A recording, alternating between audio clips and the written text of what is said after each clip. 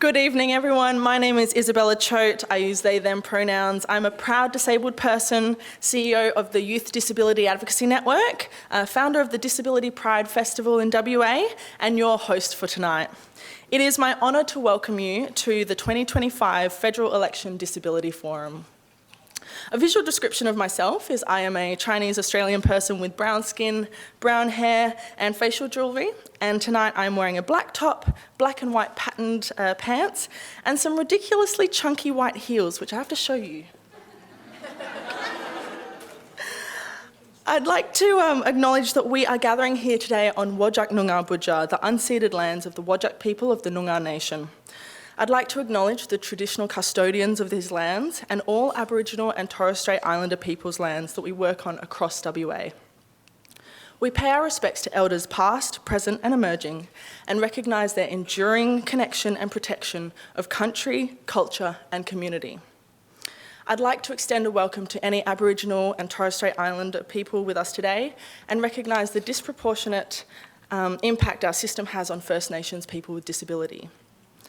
I acknowledge that this land was never ceded, and this always was and always will be Aboriginal land. I'd also like to recognise and welcome those in the room and online with living experience of disability. I'd like to thank you all for showing up authentically in whatever capacity you have to be present.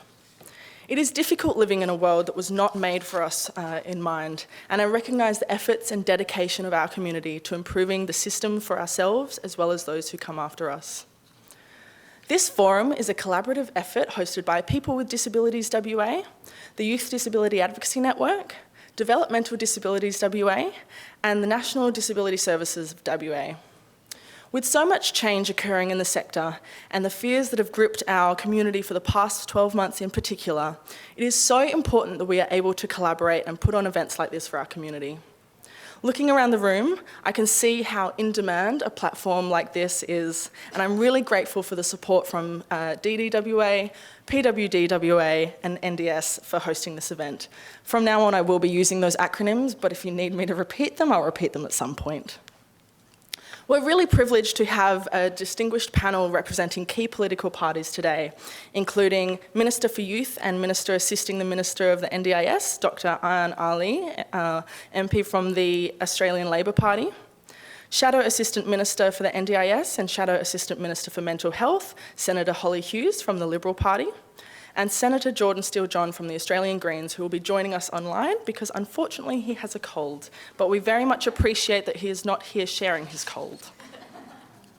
Additionally, we are honoured to have esteemed guest speakers join us today, including Rachel Siewert, Deputy CEO of the WA Council of Social Services, Ross Joyce, CEO of the Australian Federation of Disability Organisations, and Frances Buchanan, WA State Manager of the National Disability Services, who will deliver our closing remarks.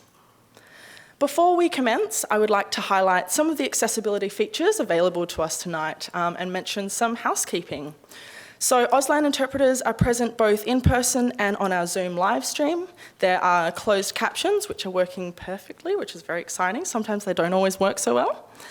There are wheelchair accessible toilets past the foyer and to the left. Additionally, we understand that some of the topics discussed tonight might be distressing. We do have some support staff on hand, so please reach out to them if you need.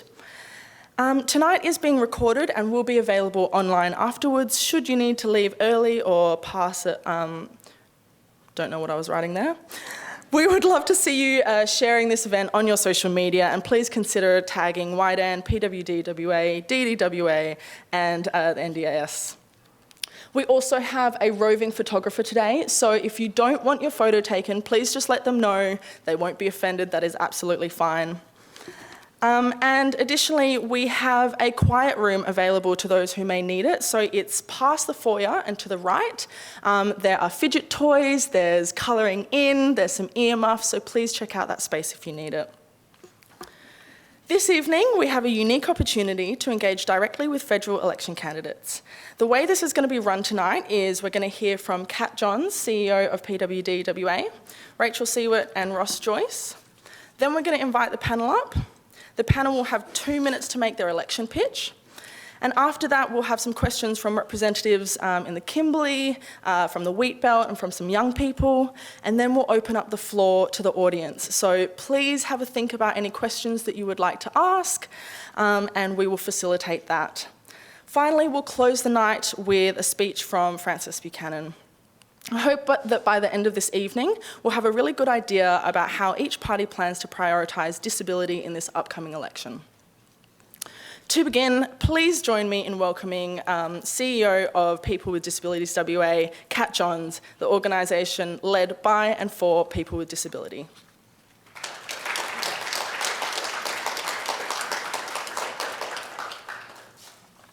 Hi, good evening. I hope you've enjoyed some canopies and drinks on the way in. That was the fun part. So yes, it's all kind of downhill from here, really. No, I'm just kidding. No, it's going to be a great night and a good opportunity for people to ask questions of candidates, which I think is really important that we get this opportunity to hear from our leaders or decision makers in the community. So I'm Kat Johns, the CEO of People with Disabilities Western Australia, relatively new to the role. I did get my first grey hair over the weekend, so now I feel like I've been fully inducted into CEO life, which is great. If you're not already a member of PWdWA, you can join for free online. All of our full members are people with disability, all of our board are people with disability, and quite a lot of our staff as well. So we do come from a very living experience perspective, and we are really pleased to be partnering with the organisations to put on this forum, so YDAN and NDS and DDWA. So thank you so much. It's been really good to work with you. We've kind of organised this in about, I think, 2 or 3 weeks, so it's been quite a lot of work, but we really wanted to do this for the community, and it is, I think, you know, in terms of the people in the room, it's a relatively grassroots event, I think, although I was saying earlier that this is probably the literal poshest venue that we have ever had anything in. So yeah, I guess on with some of the serious stuff.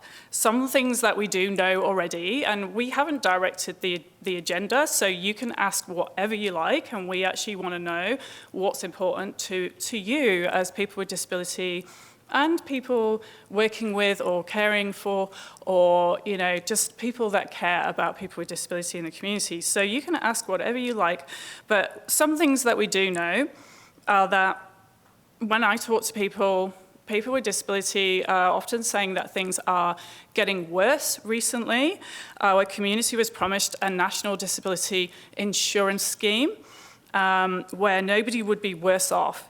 Yet we know most people with disability don't have access to it. And what was once a long lobbied for dream has turned into a nightmare for many people who are being removed from the NDIS, who cannot get access, or people who live in regional and remote locations where services just don't exist in a market model. So that might come up tonight. I'd be surprised if it doesn't, but we don't know. Our community ask that, you know, what's going to be offered to fill the gaps with regards to those, you know, 90% or, you know, the many people that don't have access to the NDIS. Many of our members and community have given evidence to the Royal Commission, and we do know that there is a roadmap for WA, and so, you know, we're very keen to find out how the federal and the state government are going to work together to make sure that these recommendations are actually accepted and that implementation plan is actually delivered and implemented in a reasonable timeframe to address you know, all those issues that have come up in the Royal Commission. And, you know, community attitudes haven't changed enough. It's very hard for us to be proud sometimes when we're still excluded. So I'm sure our panellists would agree that this just isn't good enough. And, you know, I think all the panellists tonight are very passionate about this issue, and thank you so much for coming, because this is a brave thing to do. You are much braver than me in terms of, coming to talk to the community. We know that you do care about the community, and we'd like to really hear from you about what you think the solutions are to solve some of the problems that people are going to ask about tonight. So thank you so much for your time, and everybody else who's come. I'll hand back to Izzy now. Thank you so much.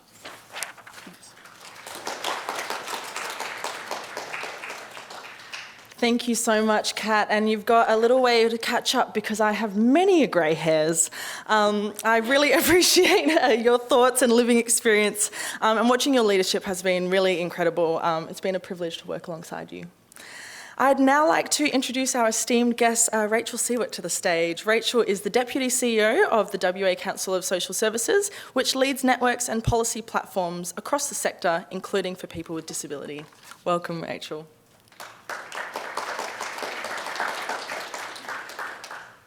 Thank you very much, and thank you for inviting me to speak today.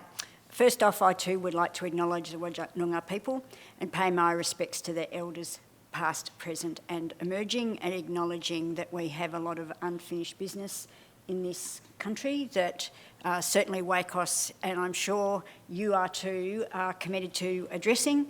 And I'm thinking also of the disproportionate number of First Nations people living with disability and still haven't got access to all the services and supports that they need.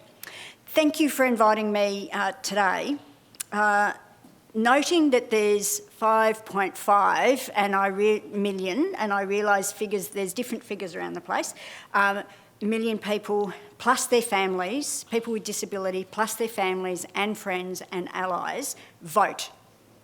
And so this sort of forum is really important to remind people that people with disability are a force to be reckoned with, and their votes count and can influence who wins power. So again, I think that's why this is really important. There are many issues that you are dealing with and you want to put, and we all want to put on the national agenda. And I'm focused nationally here because we're talking about a federal election. There's obviously a whole lot of stuff in WA that we need to be addressing too. But what comes to mind at a national level really importantly is the NDIS. And the fact is it has never delivered on its promise. It still holds a lot of promise, but we need a lot to be done still to the NDIS, and the changes that we're seeing aren't necessarily positive changes, particularly when we're starting to talk about foundational supports. Who remembers the ILC? Never happened, really, did it, folks? And what happened when the NDIS came in, and I'm going to quickly run out of time, so make sure you ding me. What happened with the NDIS is that, and what we're seeing now is a reduction, trying to cut services, not adequately fund it, and of course we've got foundational supports. And foundational supports are supposed to be targeted at the early years, particularly here in Western Australia, and we're supposed to be coming in July. We still don't have them. But also, what happens past those early years? I'm touching briefly on things without diving deeply into them. There are around 16.5 million people. 16.5% of people with disability living in poverty, compared to around 10.2 for people who do not have a disability. In other words, again, people with disability are more significantly affected, can't find accommodation, and in Australia at the moment, we all know what housing is like. So we need to be focusing on better supports for people with disability. We need to be increasing job seeker payment, because we know that there's a lot of people that are trying to exist on job seeker payment because they can't access DSP, neither of which are enough. Which then takes me very quickly to the issues around employment. And I noticed I did pay a lot of attention to the Bankwest Curtin Economic Centre report last year that talked about the fact that we haven't seen significant improvement with employment for people with disability in the last 20 years, despite all the supposed programs. And I've got a quote here from that report where it talked about the lack of progress in labour market reform inclusion appears symptomatic of a wider failure of public reforms to alleviate the barriers people with disability experience in participating fully in society. And I think that, for me, that said a lot, and I think that's an issue that we need to be talking about tonight. Why aren't we seeing those barriers tumbling when we're still seeing such a high rate of people not being able to gain employment, not being able to access supports that they need, not seeing an NDIS that truly delivers, and I don't think we're going to see some of those foundational supports in place by July. By the beginning of July, it's going to be really difficult. So there's lots to talk about tonight that I hope that just touches on a few of the issues that I'll certainly be listening out for. Ask really tough questions. Some of you know I've been there, done that. Ask the really hard questions so that we can get some progress in the spaces that we all think are really important. I think I went over my time, and apologies. Thank you so much, Rachel. You've touched on some really important points, and at YDAN we have a program called Unleashed, which is around supporting young people with disability to learn about employment. And one of the things when it was co-designed is we targeted it for additional things like learning how to disclose your disability in the workplace and asking for workplace adjustments. But what we actually found is that young people with disability are being discriminated against so much that they don't have the basic understanding of employment. So we had to really pull that back and go, well, this is what a pay slip is. This is what part-time and casual work is.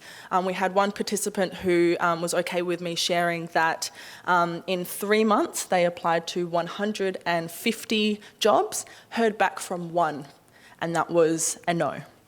So thank you, Rachel. Really important points. I would now like to invite Ross Joyce, CEO of the Australian Federation of Disability Organisations, to speak about the Fair Australia campaign, and Ross will be joining us online. Please help me welcome Ross.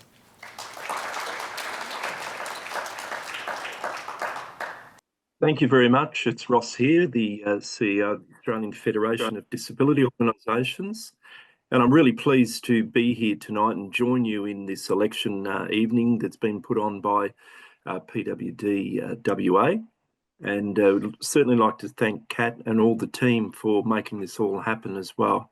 So it's great to be here. I'm actually in regional Victoria, so on the East Coast, but we're very happy to join our colleagues, friends and members on the West Coast, and it's particularly important with the election about to happen that we have a bit of a discussion about what are we doing in terms of a national campaign that we're looking at.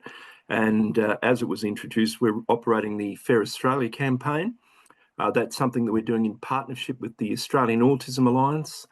And we're also pleased to say we have the support of a number of other organisations, such as our good colleagues at Disability Employment Australia, who is the national peak body for the majority of the disability employment services providers. We also have a couple of our members, Deafness Forum of Australia, who have also pitched in to the campaign, and also Deaf Australia, who've also pitched in for our campaign. What's our campaign about? Well, our campaign is in principle about ensuring we have an inclusive and equitable Australia for people with disability by 2031. That's our overlying message on it. But what's that comprise then? So we've got a number of asks that within our campaign. Key principle one of that is to ensure that government provides leadership. We think for far too long there's been a very siloed approach across government at the federal level in how people with disability are treated, in how the policies are decided on, and that there's not an overarching coordination of that happening across all the departments, whether you're talking about social services, education, health, transport, etc. We think there's an opportunity now, and that was presented principally from the recommendations from our Disability Royal Commission, the 222 recommendations. We'd like to see more work happening on implementing all of those right across the country. And one of those key recommendations was recommendation 5.6. That sought to have a Minister for Inclusion and also a Department for Inclusion and Equity created for people with disability. We think it's a game changer. We've fully supported it ever since those recommendations came out back in 2023. And AFDO and all of our members were key to make sure that happened last year. We, of course, were disappointed with the response that came from the federal government at the time. Whilst they did adopt a number of recommendations, they only noted 5.6. And to us, that's the recommendation we think will be a game changer for all 5.5 million people with disability right across Australia. And we'd like to see that happen. We'd like to see that there's a cabinet level minister appointed in charge into that role. That's what we're pushing all of the parties on and all of the independents to say that this is a key plank that we see would make a huge difference for every person with disability right across the country. On top of that, we want to see the employment side of things for people with disability really focused on.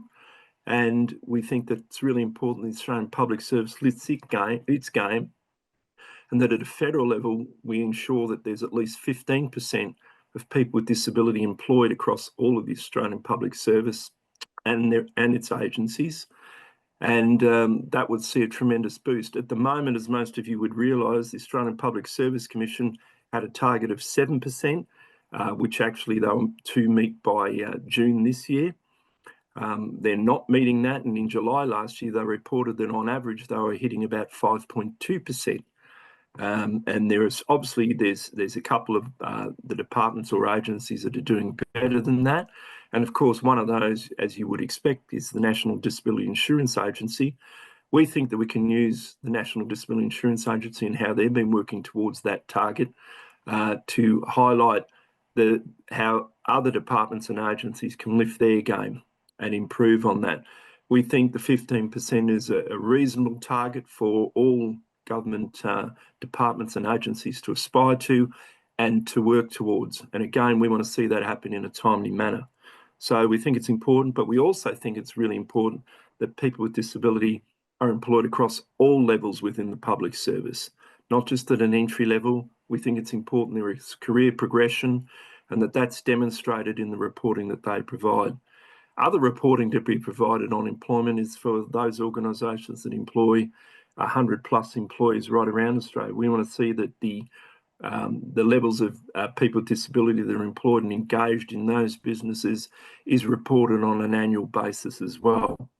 We think by doing that, we can start to build the impact, lift the game, and lift that through with all industries right across, even those that are employing less than 100 employees. So we think it's good if we can focus on that and bring that forward. And the other side in that we want to see is recognising the voice of people with disability and recognising the voice in terms of ensuring that sufficient funding and resources is provided to all representative organisations for people with disability right across the country. And that includes obviously our organisation, which undertakes systemic advocacy, and the others that do that, but also recognising individual advocacy and also individual legal advocacy. We think that there's a need to make sure that we lift the game in that regard and that those voices are heard loud and clear and that they're underpinned to undertake the work that all of them do right across the country, which makes a significant change for many, many people with disability.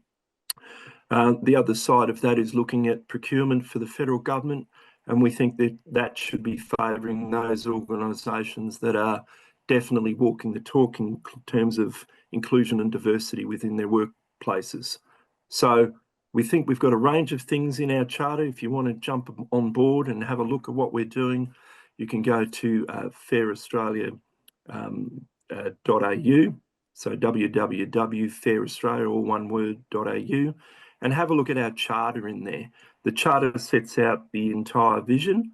We think it's a great one. Again, I go back to, we think the key plank to that is ensuring that we have a Minister for Disability and a Department for Disability Inclusion, and bring that in, because we think that's the only way we're going to get away from what's currently been happening, where things are worked on across the federal government in particular in a disjointed fashion.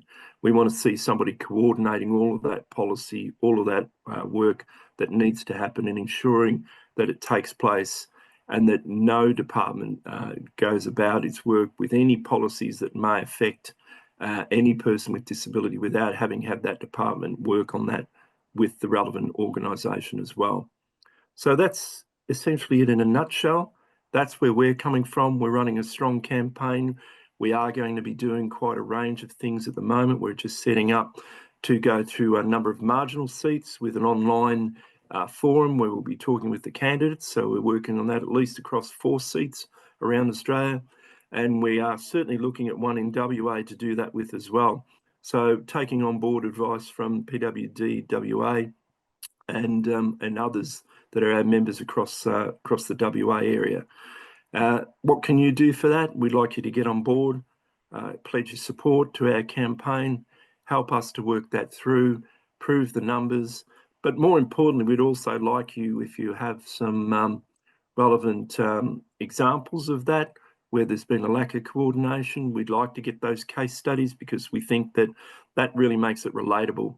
If we can prove, and we know that it happens, but if we can also prove by a relevant range of case studies right across the country, inclusive of those in not just metropolitan areas, we want to hear from rural, regional and remote areas as well, because we think that that proves to the pollies exactly what's going on, and the candidates will listen to those stories.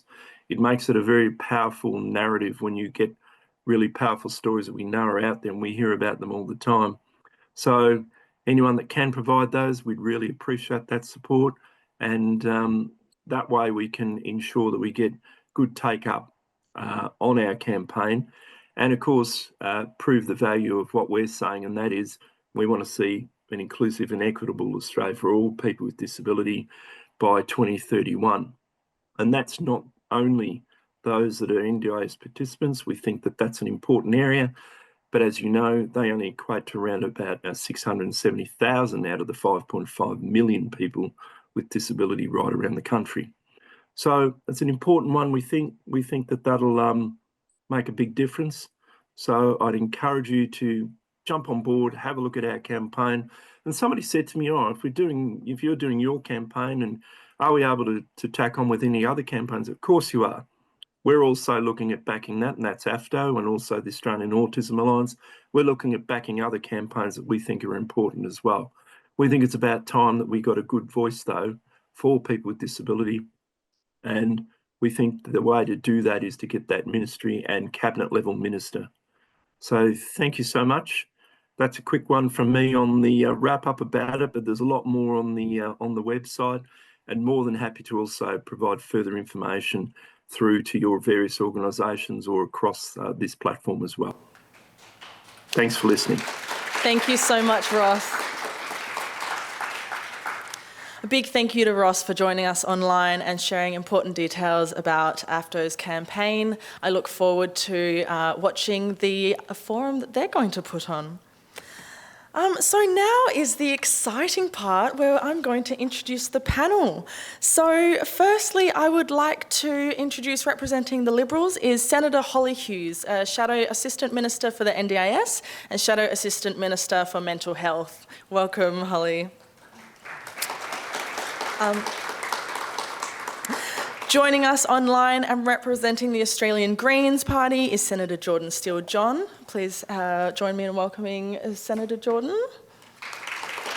If he comes up on the screen, perhaps. And last but absolutely not least is representing Labor is Dr. Anne Aly, Minister for Youth and Minister assisting the Minister of the NDIS. Welcome, Dr. Anne.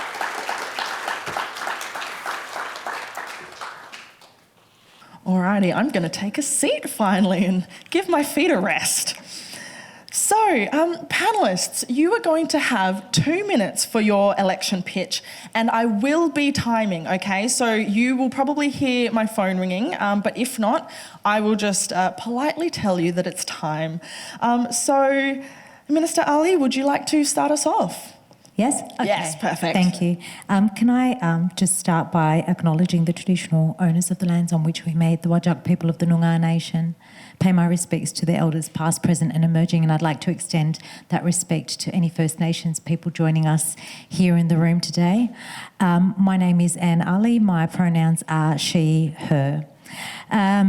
Does that come out of my 2 minutes? Okay. First of all, thank you so much for the organisers. It's an absolute honour and a privilege to be here to really put forward primarily, mostly actually, to hear from all of you about what a future would look like for an Australia where it is actually fair and equitable for people with disabilities. I'm very proud to be part of the government that started the NDIS. It is, with all its faults, it is a world-leading and world-first national system with a really noble underpinning. And that noble underpinning being the recognition, to begin with, the recognition that people living with disability have or should have control and choice over their lives so that they can fully participate in life in the way that they want to. Now, I know, and I've heard loud and clear today, that it's not working for everyone. But we are working towards making it work for everyone with a participant-centred approach to the NDIS. We've done a lot of investment into the NDIS over the last 3 years that we have been in government, really trying to get the NDIS back on track to it being what it was originally for, really bringing it back to being about supporting people living with disability to be able to have choice, to be able to have control over their lives, and to be able to live with dignity, The findings of the Royal Commission were absolutely harrowing, devastating and incredibly eye-opening. And I take Ross's point about working through the recommendations of the Royal Commission. We will continue to do the work that's needed to get the NDIS back to its original ethos, if you like. Thank you, Minister. That's time. Thank you. Senator Steele-John, would you please go next? I will start the timer and I will speak on the microphone because you can't hear the phone ringing. When you're ready, thank you. Fantastic, thank you so much. And let me just start as well by acknowledging that we are gathered on First Nations land and pay respects to elders past and present. I'm really sorry that I can't be there with you in person this evening. I've got some kind of chesty coffee cold thing. I'm really hoping that it's so close to the time that I last had COVID that it's not COVID, but I thought it would be poor form to share it with you all this evening, both as a disabled person and as the health spokesperson for the Australian Greens. I want to just quickly lay out the kind of foundation of the Greens' policy proposals for our community at this election. We have heard really clearly from so many disabled people that life is so tough in this moment, that people are struggling with the cost of living, particularly with the cost of food, with access to healthcare, with access to housing. And if you are a disabled person, those struggles which exist across our entire community are a lot tougher for you. And it has got more difficult to be a disabled person, particularly since the significant cuts that have been made to the NDIS over the last year, initiated by Labor and supported by the Liberals. And we have heard from so many constituents that those changes, the laws that were forced through the Parliament in July of last year, have resulted in the removal of services and the removal of access in precisely the way that so many in our community were concerned about. So the Greens, of course, are here tonight pledging to reverse those cuts and to restore that access for those that have adopt the scheme. And we also know that we need to go further, not only to make sure that those with psychosocial disabilities that have been removed and have nowhere to go, because there is no such thing as a foundational support at the moment, no agreement on what those should be, that there should be direct financial supports paid to folks so that they can literally survive, and that we must do these things while also tackling ableism in education, in healthcare, in housing, and actively work to bring down the barriers that block us out of those spaces. Yes, Thank you, Senator. That is time, unfortunately. Yes, we need a Department of Disability, but we also need to see a properly and fully funded advocacy sector. I wonder if you can hear us online. Right. Thank you so much, Senator. Much appreciated.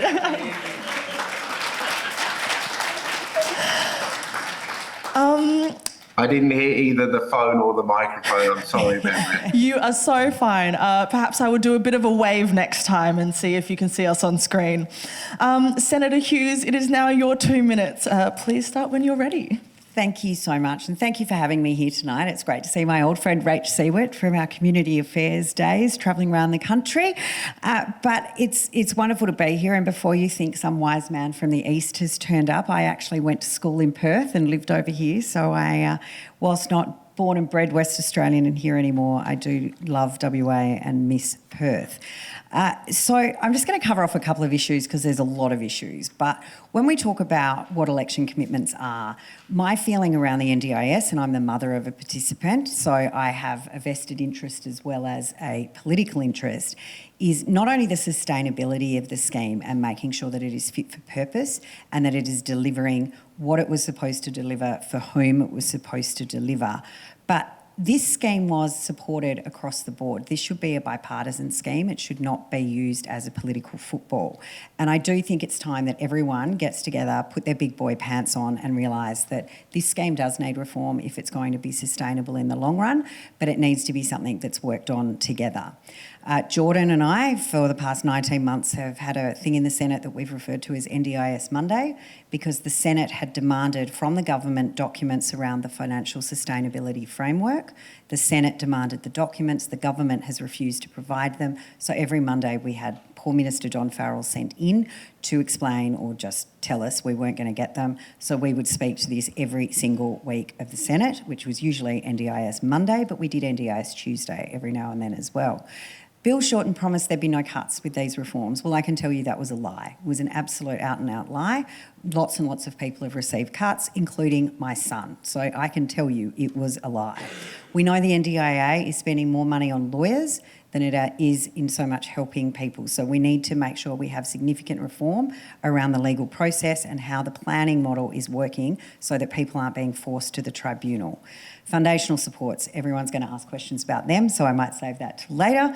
But what we need to remember is this is a demand-driven scheme. If we're going to make it sustainable, the only way we do that is through the number of participants or the size of the plans. That's it. And so we all need to really work together on what this is going to look like, how it's fit for purpose. And remember, this is an insurance scheme. That was what it was set up for. Invest early, produce better outcomes for people to live fuller lives. At the moment, that is actually not what's being delivered by most providers. And in fact, all of us that have done a planning meeting know that we cannot share with the agency any joy, any success, any advancement, because they'll go, that's great, we can cut your plan.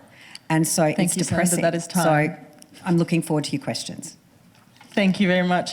Please join me in thanking the panellists for their election pitch. Much appreciated. All right, so now we're going to move on. I have some questions that have been sent in, and the way that the question time is going to work is you're going to have even less time than you did for your election pitch. How difficult that is for us. Oh, yes, yes. And I appreciated that you can see my mic going up. Unfortunately, Jordon can't, but hopefully I will give you some cues there. So I'm going to ask some questions, and then we will have some roving microphones, and we'll have people monitoring online. If the panellists could please keep your responses to 1 minute each, and I will stop you should you go over time. So the first question is, there are concerns around the implementation of foundational supports, largely being that they have yet to be defined and the responsibility has not been determined to belong to state or federal governments. Historically, WA has missed out when federal governments allocate funding, as WA is geographically distinct from other states and territories. How will you ensure that foundational supports will be appropriately resourced in WA? And I will pass to Minister Anne Aly first. Thank you, and thank you for the questions. Look, to be very clear, foundational supports isn't about kicking people out of the NDIS. It's about building a new system of supports for the kinds of supports that people need that may not be part of the NDIS. That's what it's about. We're working through that all with the states and territories, and I appreciate the angst about what that means for participants on the NDIS, but it is something that's that is being worked through, including being worked through the kind of the infrastructure and the responsibilities that are required at the state level and at the Commonwealth level, and the governance frameworks from state and Commonwealth in order to provide a sound framework for foundational supports. So whilst I appreciate the angst about foundational supports, I do want to assure people that it is not about kicking people off the NDIS. It's actually about providing a new framework of supports for those things that cannot be or will not be part of the NDIS. Thank you. Minister, you say that the foundational supports are not about kicking people off the NDIS. I would like to ask about, since the NDIS Amendment Bill has come into act, we are hearing from community that there are hundreds of people who are being removed from the NDIS without any referrals to services and supports to replace, these. So how would you respond to people who are being kicked off the NDIS when you say that foundational supports are not about kicking people off? I would say that if anyone has that experience, please contact my office and contact the department if there are individual experiences there. I would also say on that the assessment for NDIS has not changed. The assessments are still the same, particularly, and I'm going to refer particularly to children who have either come in as early intervention or through other means to the NDIS, to being assessed at 6 years of age and being assessed at 9 years of age. That's always happened. That's always been part of the NDIS, having those assessments at those two ages, recognising that developmental delays with the right kind of supports and therapies may not be required to continue throughout a child's life. So the assessment process itself has not changed. If people are experiencing those kinds of experiences with assessments, please reach out. Thank you, Minister. I expect that there will be lots of people reaching out to you, and we will pass your details on. Senator Steele-John, would you like me to repeat the question? No, I heard it. I'm more than I can certainly respond. Perfect, thank you. Okay, so here's the problem. There's no such thing as a foundational support. The Commonwealth government and the state and territory governments have not been able to agree on a definition of what that support is. So they don't exist. The problem created by that, one of the many problems, is that people are already being kicked off the scheme right now. About 28,000 people have been subject to eligibility reassessments since the laws were passed in July of last year, with thousands being removed as a result of those reassessments. Supports have been systemically and systematically cut. And what has changed, what the law did, the law passed by this Labor government and supported by the Liberals, was to remove the rights and protections which enabled us as people to fight those decisions to attempt to remove our support. So we don't have them, therefore we can't make a case as to how they would be better funded for WA. We do know that they must be nationally consistent because we cannot go back to a system where we as people in Western Australia are basically trapped. Thank you, Senator. That is time. I will give you a wave as well if you can see me online. Thank you. Senator Hughes, if you could respond to the question, please. Yeah, so Senator Steele-John's correct when he says we really don't know what a foundational support is. We did ask a lot of questions at the last round of Senate estimates, and things like foundational supports are fundamentally what the ILC grants were supposed to have funded. They were supposed to be the tier 2. They were supposed to be the organisations and community groups that provided supports to the community so that people could access activities and groups that they wanted to participate in their local community and have the supports within those organisations themselves. Fundamentally, that program, shock horror, like so much else in this behemoth, has not delivered what was promised.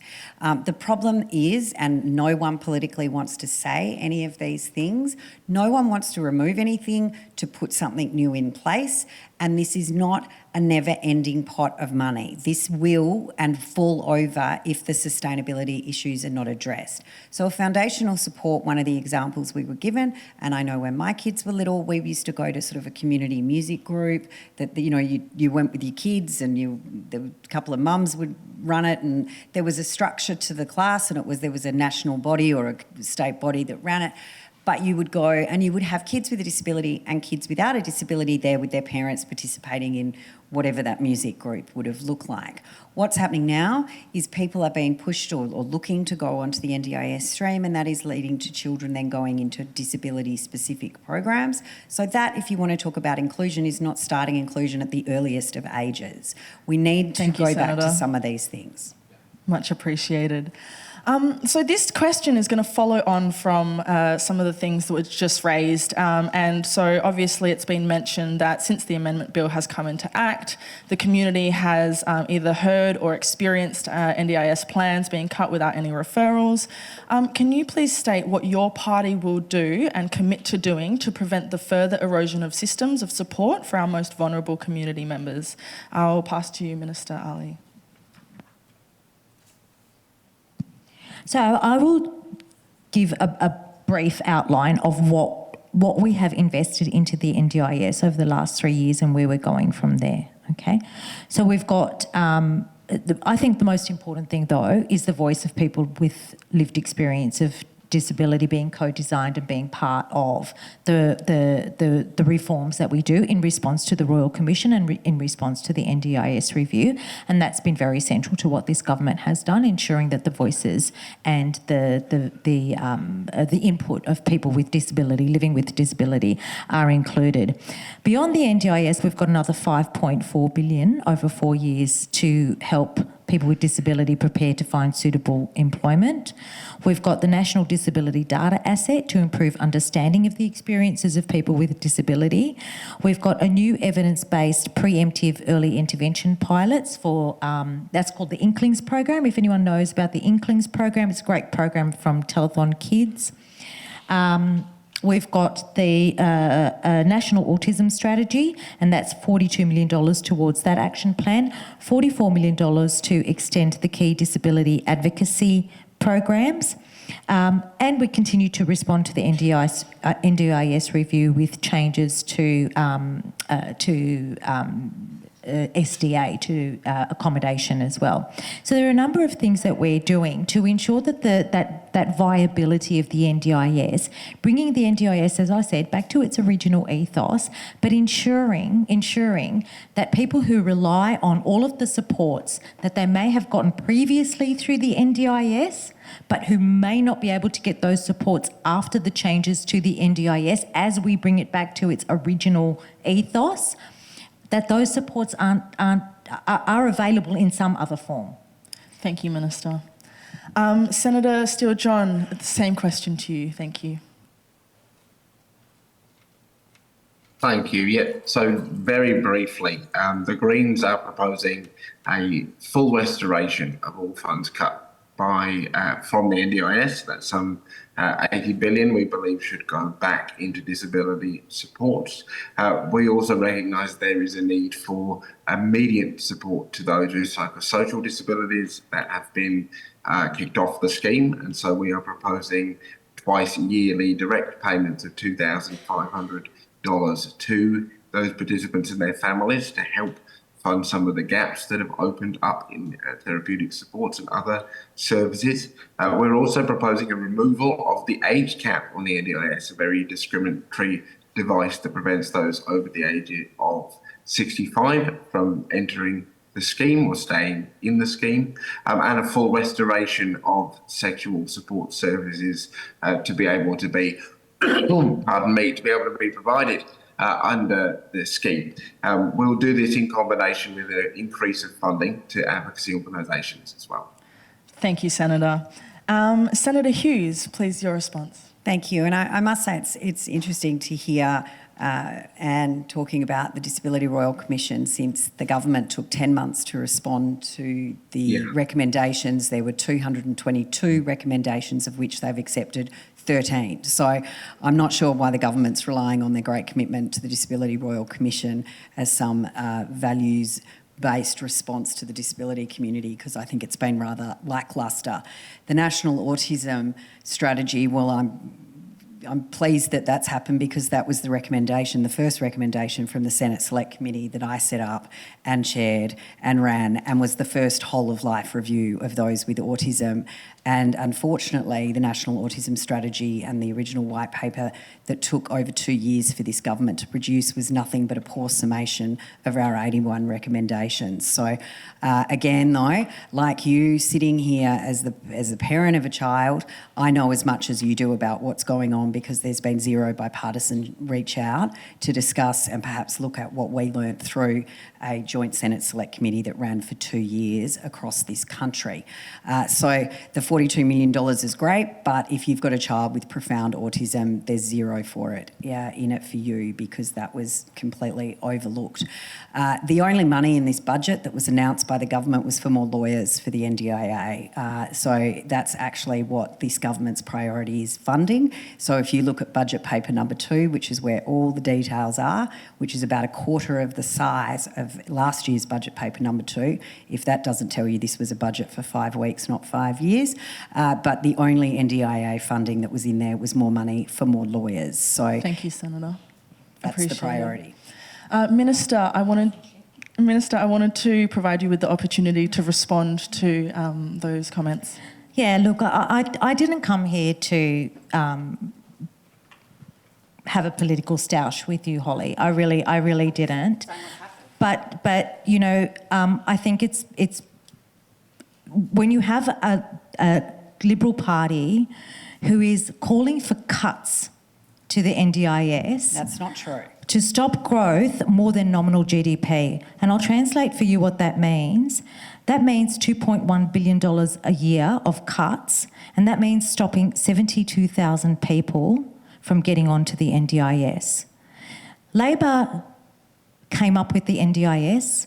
Labor put into place the NDIS, and when we inherited the NDIS from the Liberals in 2022, it was an absolute mess.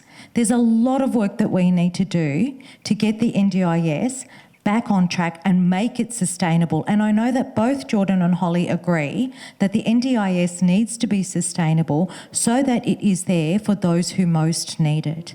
The work that we've been doing has been a lot of mopping up of the absolute mess that the NDIS was left in, and bringing the NDIS back to its original purpose and ensuring that it's sustainable, but also ensuring that people are not left out in the cold.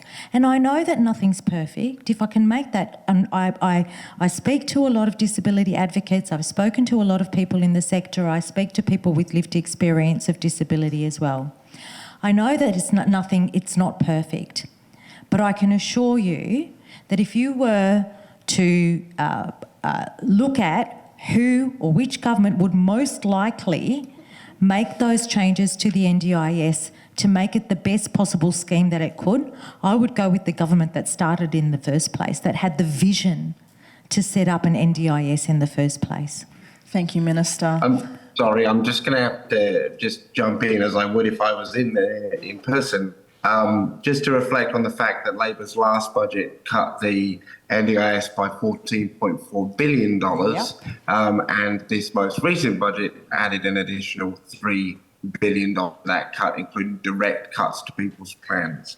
So I think what we are seeing is both sides of politics actually very happy to cut money from disabled people rather than tax corporations, or maybe not buy so many nuclear submarines is a proposal that I think we should explore. But this idea that one side or the other at this election is the party of the defence of the NDIS, I think treats disabled people as far less engaged with the reality of politics over the last year than we actually are.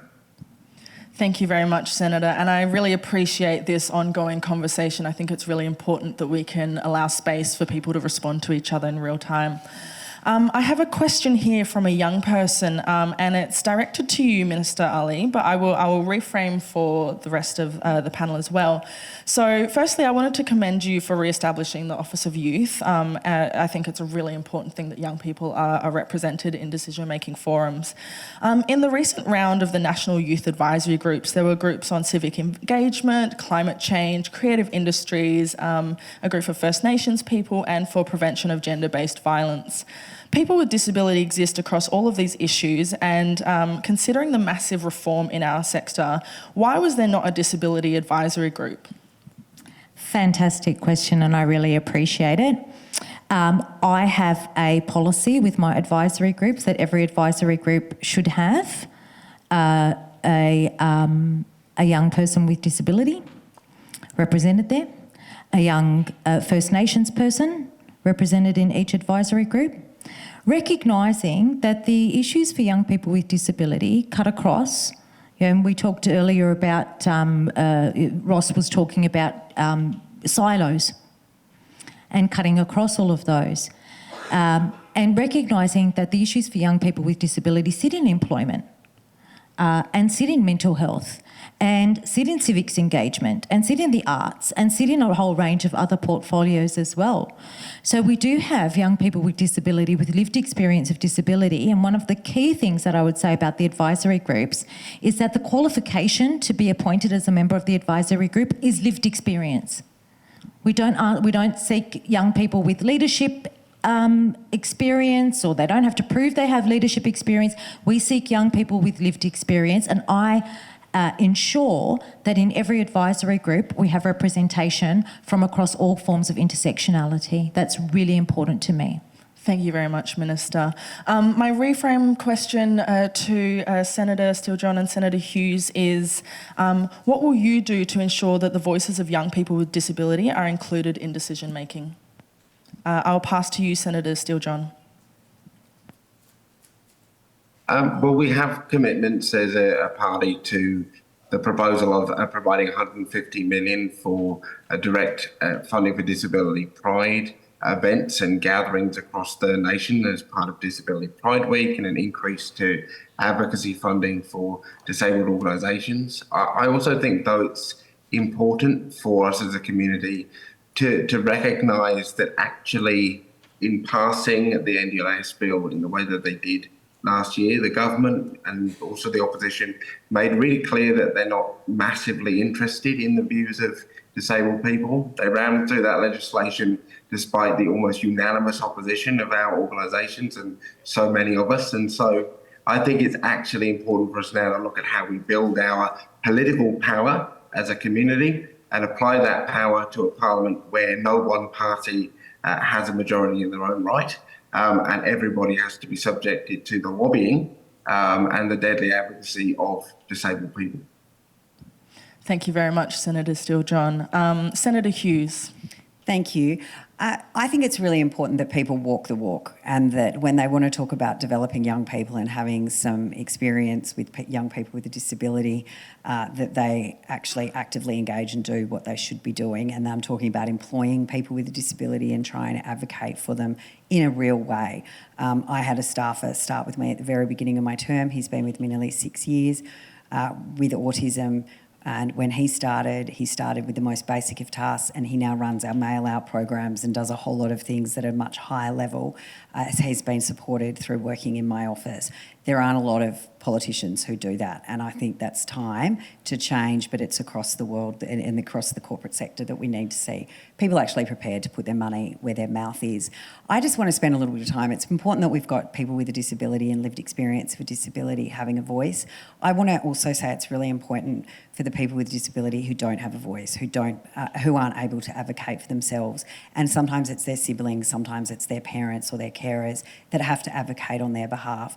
And too often there's people with a disability who can loudly speak up and advocate on behalf of themselves, but as the parent of a child who can't, and I know there's a lot of people in this room who have children who can't advocate for themselves, who need someone to advocate for them, it's important that those voices are at the table as well, and that we make sure that people have the opportunity, particularly for the siblings of those who quite often become the carers, that their voices are recognised and the things that they do, because they provide a lot of care for no cost to the rest of society, but can come at a very great cost to them personally. So it's important that we have the full range of voices, not just those who have the ability to advocate for themselves. Thank you, Senator. I have one last question here, and then we're going to open the floor to the audience. So I hope that you've been having a think about some questions you would like to ask our panel. The last question I have here is from Square Peg Round Hole, which is a volunteer-led organisation based in the Wheat Belt. And their question is, given the severe and ongoing lack of accessible, sustainable services in regional and remote communities across WA, what is your party's plans to address these systemic service gaps? I will pass to you, Minister Aly. Thank you. Well, that's what you get when you have a market-run program. And unfortunately, that's what's happened with the NDIS. I mean, my other portfolio is early childhood education and care, and we've seen the same thing, where it's based on, you know, where people can make money as opposed to where the services are needed. We have services that are available in a city and in suburbs, but very few in rural and regional because services don't make money in those places. That's what happens when you allow a national disability scheme to become run by the market as opposed to a national disability scheme that is participant focused and puts participants at the centre. And that's the work that we're trying to do, is bring the NDIS back to being about participants and putting them at the centre. Thank you, Minister. Senator Steele-John. Yes, thank you. So I think it's important to acknowledge that the NDIS conceptually was always a market scheme, but with a strong market steward role for the agency and for the government. And that's often where we've seen so much of the problems with the scheme, is where either the agency hasn't done that or where the government hasn't also intervened to support that. I think it's really important that when we talk about choice and necessary rights for disabled people, we don't add a caveat that says for only disabled people that live in the city. We need to make sure those things are upheld for people in the regions in rural Australia. We are proposing an increase in advocacy funding precisely because we know that particularly rural and regional advocacy services are really buckling under the pressure right now, as well as an increase to healthcare funding and education funding that is actually inclusive and accessible, directed at the regions as well. Thank you very much, Senator. Senator Hughes. Thank you. Wow. I think we just heard a really big policy shift around how the NDIS is going to be run. It's not going to be market-driven anymore. I thought that's a very big announcement, Minister Aly. That's the NDIS is no longer going to be market-run, that we're going to have full-blown government intervention into the running of services. It's actually completely the antithesis of the ethos of the scheme. And when my son was diagnosed, we lived in Moree, and for those of you who don't know, that's very remote, far northwest New South Wales. We lived 80 k's out of town on a farm, so it was a 160k round trip to the supermarket. So I'm aware of the challenges. It is very, very difficult in rural and regional centres. This is one of the reasons, if foundational supports, if they are what we think they might be, when we eventually find out a return to some of those community-based programs, would actually be a positive for people in rural and regional areas, because they're run by community, they're local and they touch locals and they're driven for the community. At the moment, we're seeing organisations going in, and you've only got to look at the price guide to see the price differential for organisations to work in rural and regional and remote areas, and it is very, very significant. One of the problems that we did see with the scheme, though, were providers taking advantage of this, and they were going into remote areas, and I think Rachel Siewert would maybe remember some of the inquiries we did where we heard that providers were going to remote areas, seeing 5 or 6 participants and charging every single participant the travel budget. So they were seeing 6 people on the trip, but they were charging their travel fees 6 times over. The scheme is not sustainable if we allow that kind of rorting to continue, but it is about choice and control, and that's why I would have thought the NDIS remaining market-driven was important, but you guys heard it here first tonight. Apparently the Labor government's got a different plan for the NDIS in the future. Back to big government behemoth block funding, get what you'd given. Thank you, Senator. Minister Aly, would you like to respond, and can you confirm that the Labor government would like to move away from the market-run? Thank you so much. Thank you so much for allowing me to respond. The point that I was making was that under the Liberals, this scheme was allowed to become... Sorry, you've had a couple of responses. Under the Liberals, you've proudly announced this was your designed scheme. So you set the scheme up and that hasn't changed. So you can't say under the Liberals when you've proudly announced it was your scheme. Senator, that you set up. I will give you some time to respond, but this is Minister Aly's moment, please. Thank you. Can I have it both ways? Can I? Oh, God, Can I speak, please? I'm waiting for the next policy. Thank you. Thank you so much, Hollie. I really apologise to everybody here. I was hoping that this would be very civil, and I hope that we can continue civilly, if that's okay. Thank you, Hollie. What my point is that under the Liberals for 9 years, who had the scheme for 9 years, it became very much about a market-run scheme. It became, the levels of fraud were up there. We saw from the Royal Commission what the situation was like. Jordon, you mentioned about the market-run, yes, but the government having a role in the governance of it.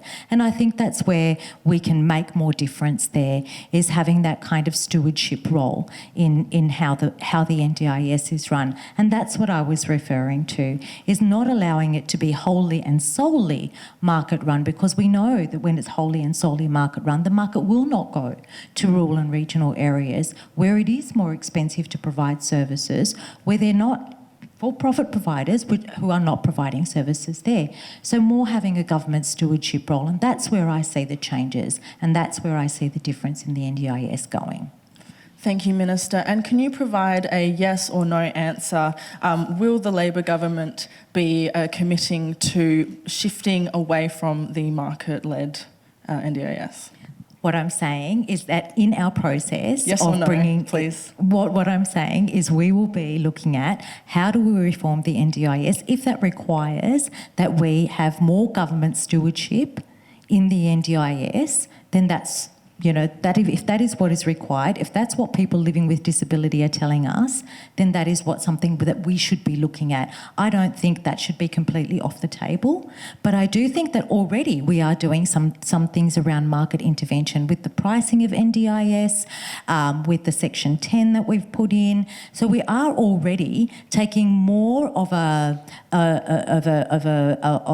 kind of stewardship role in the NDIS rather than just leaving it as it was.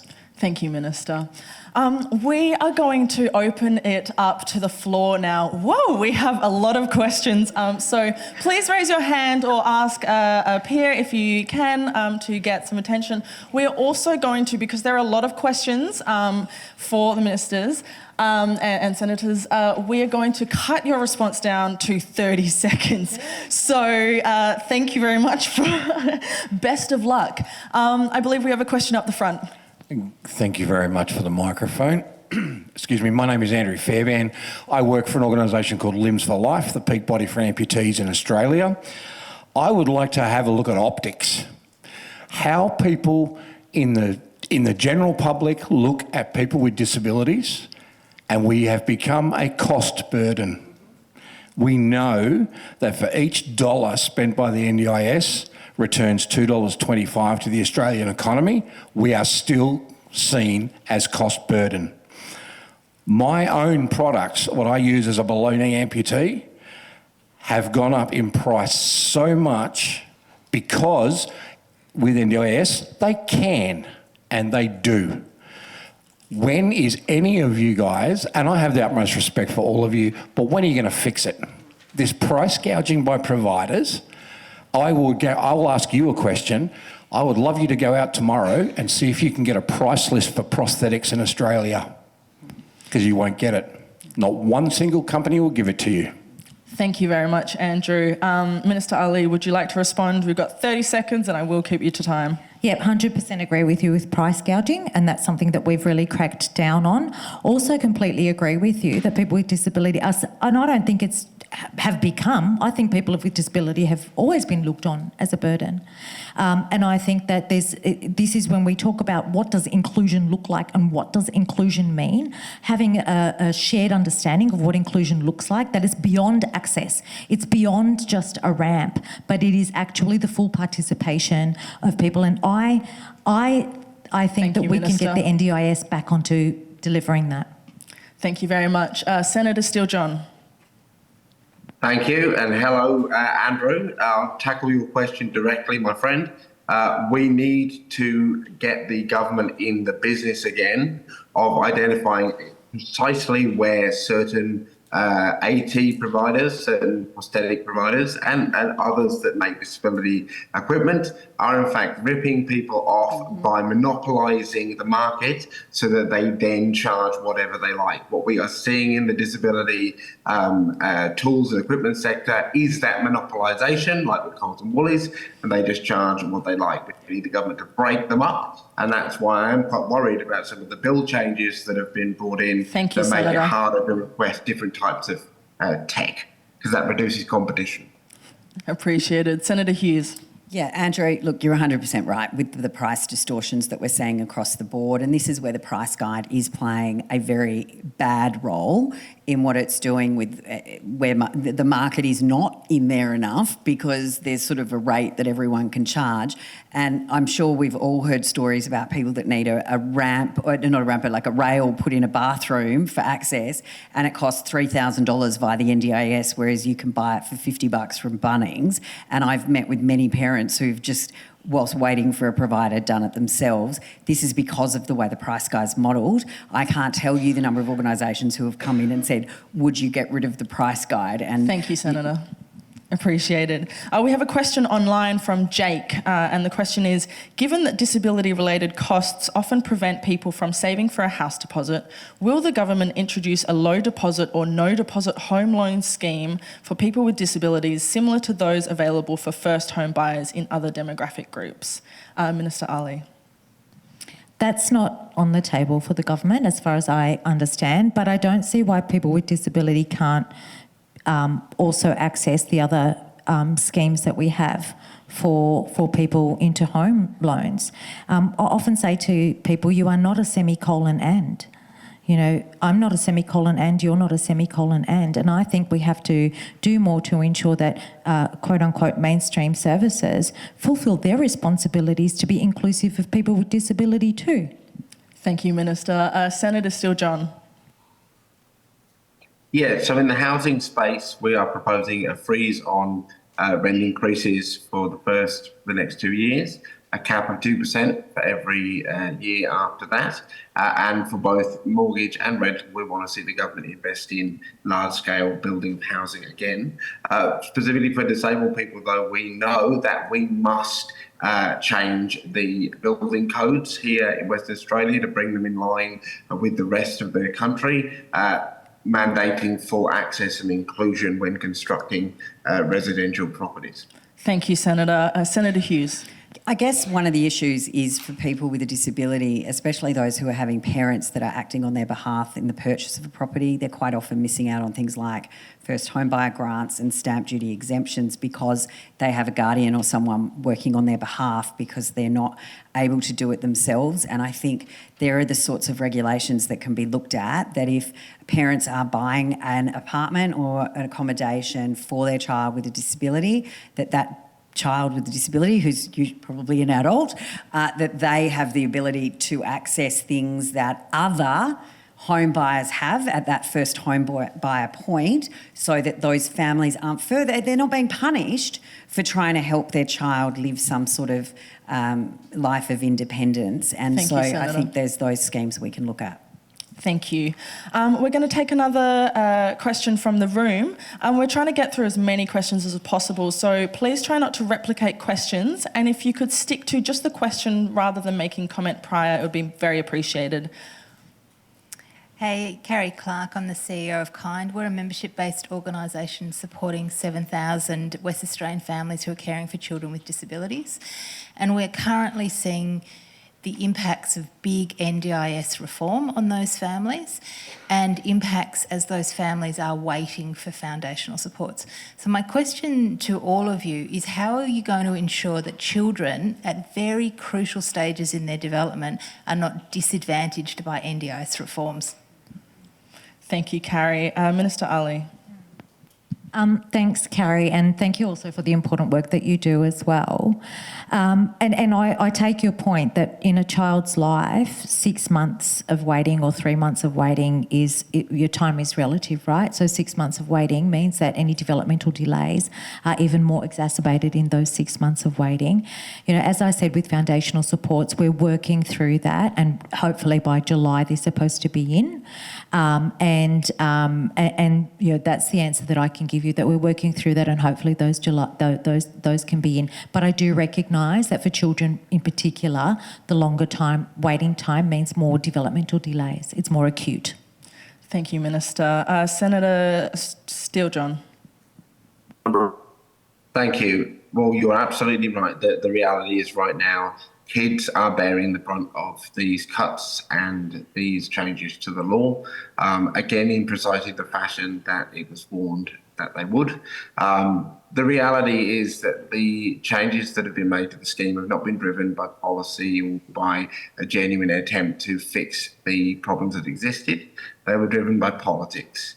And they can be fixed by politics. I'm really hopeful that a parliament that is a parliament when no one party controls the agenda is a parliament that can, in fact, fix the problems that actually existed with the NDIS and return the rights and protections that parents, that families and disabled people previously had to oppose these services being removed.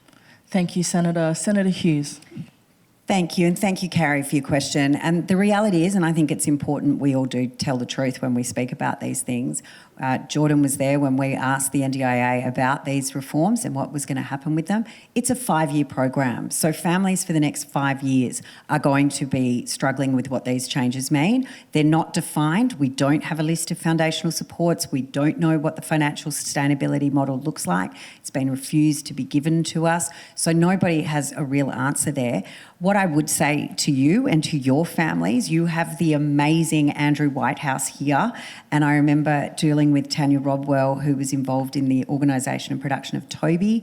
I still don't know where it's kind of gone. I think it's gone to Monash University. It was the most amazing app and book that families could use Thank you, Senator. to work through issues.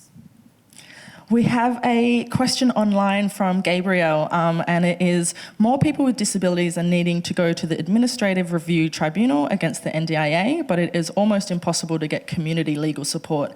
Does your party commit to increasing funding of community legal centres to ensure people with disability have equal access across Australia's legal system? Minister Ali.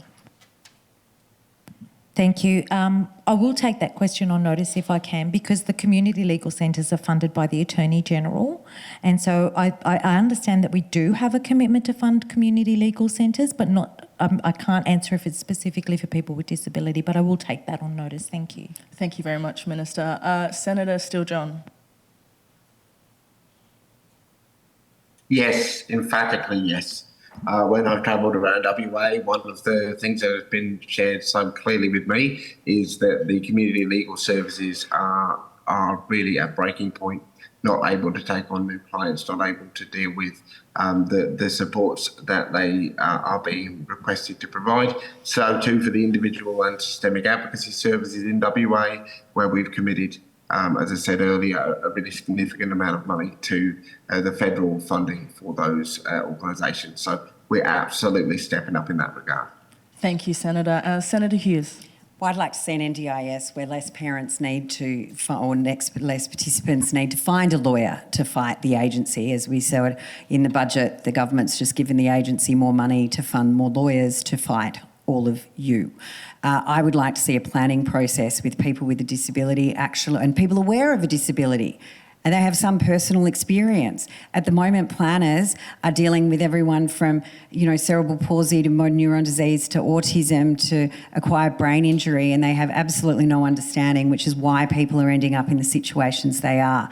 We need to do better at the planning process so that people are actually getting the plans that they need with planners that know what's going on. It shouldn't be about funding more lawyers. It should be about getting it right at the start so families who are already at breaking point aren't forced to go to this tribunal, which we do know because Senator. I do a lot in autism. They're settling on the steps 97% of the time. Thank you, Senator. I would like to acknowledge that it is 10 minutes to 8. We do have permission to continue through until 8:30. I want to remind everyone that this is being recorded, so if you do need to leave, please, you can access the recording online after this event. I'm going to ask a question from the room. Is this me? No. Yes or no answer, please. Can we have a real commitment from you all, from every one of you, to work across political lines for climate action, please? Yes or no answer. Minister Aly. I think our policies on climate change and the fact that we believe in climate change speak for themselves, and I think the Labor Party has made significant progress on addressing climate change in the 3 years that we've been in government. Thank you, Minister Aly. Yes or no, Senator Steele-John? Yes, indeed, I absolutely will commit to that, and did so during the last Parliament on the issue of the NDIS. Weirdly enough, Linda Reynolds and a couple of other Liberal senators actually ended up voting against the NDIS bill changes because of the work we did together. So I'm happy to continue that. Thank you, Senator. Senator Hughes. Sorry, I'm a bit confused. Was the question on climate change or NDIS? Because Jordon just answered a question on NDIS. I'm not sure I understand the question, because I can tell you we have very different policies when it comes to how we believe we should deal with carbon reduction. So I can't imagine that's going to be something you've got a unanimous position on across party lines. Okay. But certainly when it comes to the NDIS, being honest and truthful and upfront and actually having real and frank discussions should be bipartisan. And I've been very pleased to work with Senator Steele-John on a lot of things over the last 2 terms of Parliament. And if that was in fact a question on climate, I can certainly say yes. I would be stunned if a Liberal came into my office and wanted to work on climate change. But if that did happen, of course, I'd be more than happy to have that conversation. Yeah, not going to happen. Thank you, Senator. We'll take another question from the room and then we'll take one online. Hi, my name is Jan Gothard and I'm from an organisation called Welcoming Disability, which advocates for changes to the discriminatory migration health requirements. The Attorney General's Department has recently called, thank you Jordon, has recently called for a review, has recently agreed to review the recommendations of the Disability Royal Commission, including recommendation 4.31, which notes that the Migration Act, as you may not be aware, is currently exempt from the Disability Discrimination Act. Your question, please. Which, as the Disability Royal Commission pointed out, means that the Migration Act, migration regulations are authorised, in terms, that's the term that the DRC uses, authorised to discriminate against people with disability on the basis of community cost, because, as Andrew pointed out, people with disabilities in this community are seen as a burden. My question to the representatives of the parties is, when this is put to you, will you agree that the Migration Act should no longer be exempt from the Disability Discrimination Act? Thank you. We will spice things up and go Senator Hughes, if you would like. I didn't catch your name, I'm sorry, but I can tell you I have fought on behalf of many, many families who've had their migration status threatened over the last couple of years because 5-10 years after they've had children here who've then been diagnosed with autism or acquired a disability, and we have had to fight very, very hard to make sure that those families were able to stay. In fact, even when we were in government, I remember when Alex Hawke was Immigration Minister, calling him one day and saying, I'm about to write to you, but I'm very cross. And he said, I'm not having this fight with you, we'll fix it straight away. Well, they haven't changed it within the Act, no. Not this term, no. Thank you, Senator. Senator Steele-John. Our immigration system is ableist, and that ableism needs to be removed. It is disgusting that in 2025 a disabled person born here to non-disabled parents will trigger the deportation of that family, as it is disgusting that a disabled person would be prevented from emigrating in the first place. I'm proud to be part of a party that will amend that Act at the earliest possible opportunity and achieve the first step towards that goal in this Parliament with a review of the legislation and an increase to some of the cost parameters when burden is assessed under the system. Thank you, Senator Steele-John. We do have to... sorry, my words have just escaped my mind. Would you like to respond, Minister Aly? Thank you. I have dedicated pretty much most of my life to ensuring that we do not have a discriminatory migration process. Thank you for raising that with me. That's something that I was not aware of, and it's certainly a fight that I will take up. Thank you, Minister Aly. I have one question online here from the Pilbara Disability Network around housing. So their question is, we are extremely limited in affordable and accessible housing here in the Pilbara, with no government, local, state or federal willing to address the gaps, forcing many of our community members to relocate or give up their independence. The question is this something that will be addressed by either government, and when? Senator Hughes. I'm not going to pretend to know what's happening in the Pilbara, but we know that there's housing shortages across Australia, and it's important that we look at housing solutions and affordable housing solutions and accessible housing for, and when we talk about the NDIS, getting back fit for purpose, and its original intent was about choice and control. It was about giving people the opportunity to live independent lives, and part of that is obviously housing security, but we obviously have shortages of that across the country, and we'd like to see investment in real houses, not billion-dollar funds that are yet to build a house. Thank you, Senator. Senator Steele-John.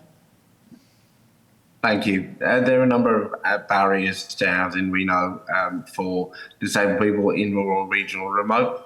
Some are cost, and I've outlined some of the cost-based solutions that we have proposed as a party, but also we do know that there needs to be urgent changes to the way that SDA funds are distributed under the NDIS. For too long, the agency and the government have used the NDIS as a mechanism to push back into institutional multi-dwelling accommodation settings, and that is not acceptable. We're seeing that in a supercharged way in rural, regional, and remote like Pilbara, and it's not wrong.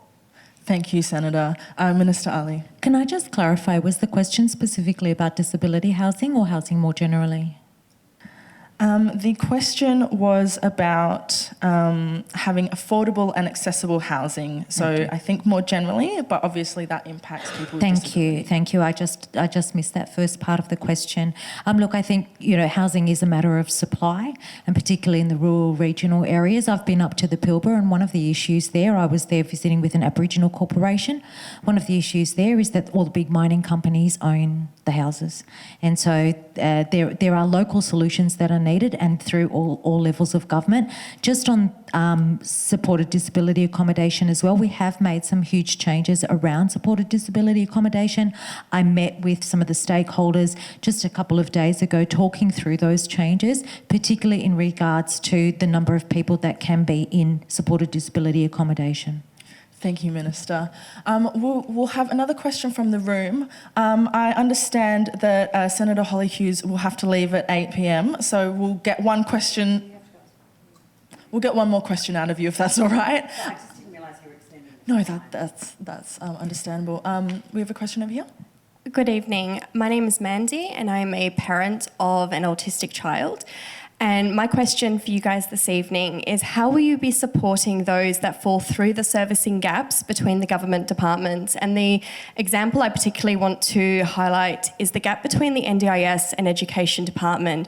So for example, where children are unable to access an education through the Education Department because of their disability and therefore forced to homeschool, but then they no longer get any support from either of these departments, where NDIS say that the mainstream service is schooling and that's where they should be, and the Education Department just throw their hands up. That leaves parents unable to work, unable to have an education, further education for themselves, and have no respite. Thank you for your question. Senator Hughes.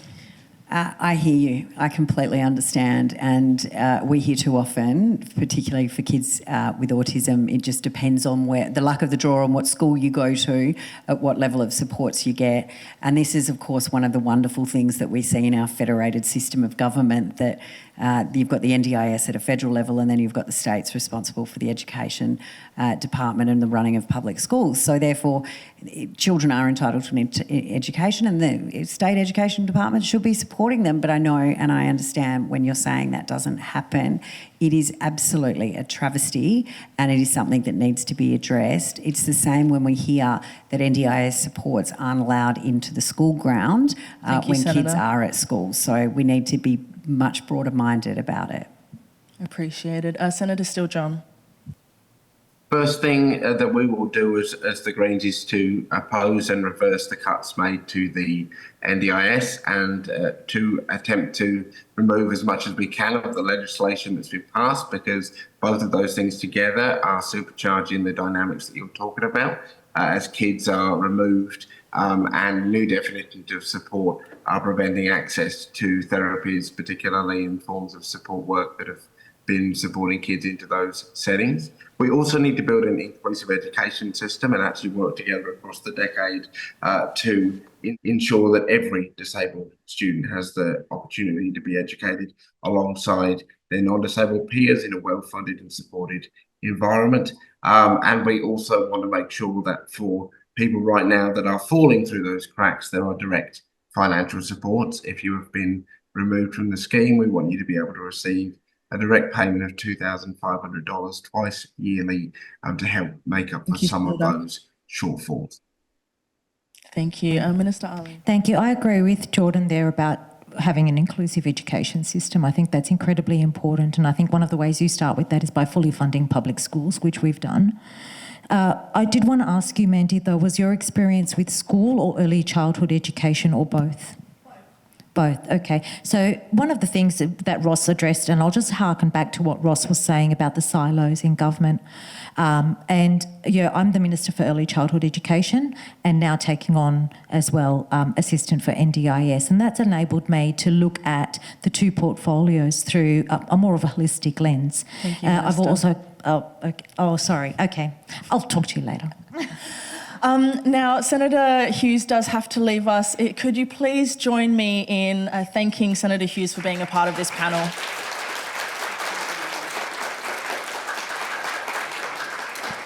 Sorry for cutting you short there, Minister. We're getting through a lot of questions. We have a question in the room up the front here.